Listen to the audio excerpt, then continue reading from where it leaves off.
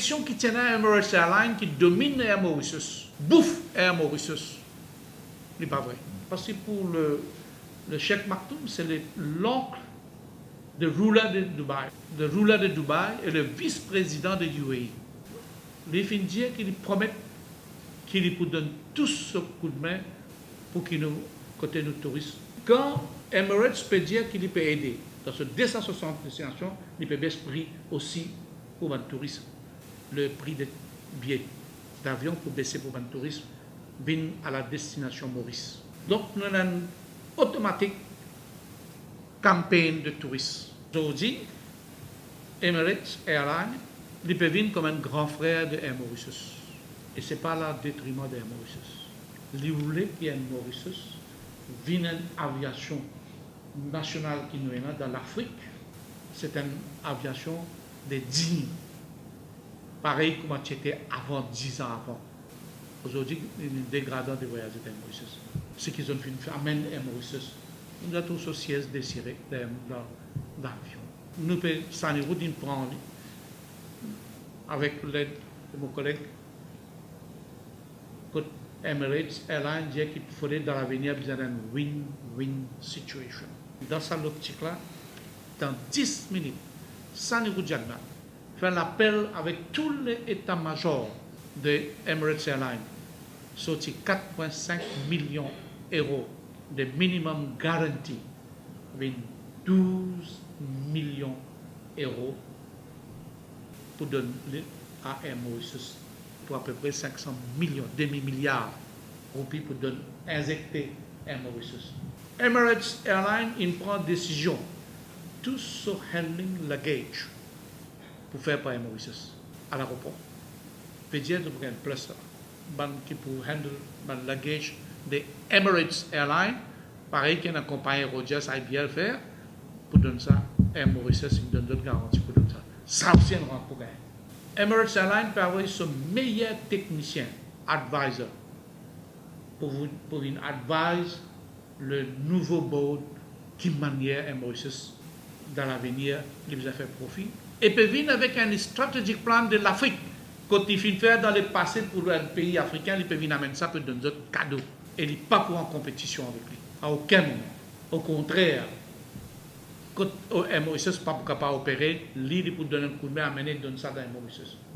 Alors, Heritage City, probablement, nous n'avons pas eu l'occasion de là avant. Terrain que je trouvais qu'il y a jusqu'à vers Bagatelle-Dam, de l'autre côté de l'autoroute, à Ebed ici.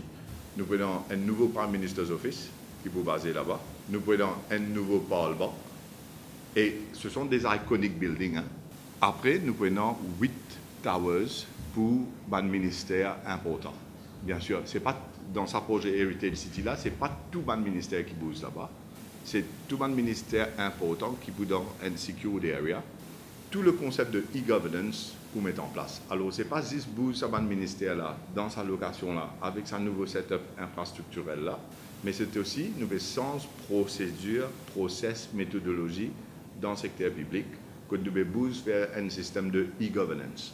Et à Dubaï, ce qui nous fait, nous assiser cause avec tout le sultan Al-Janaidi, qui représente le gouvernement de Dubaï, pour qu'il y ait la possibilité d'un G2G agreement avec le gouvernement de Dubaï pour aider nous à faire ce projet-là dans 2 ans.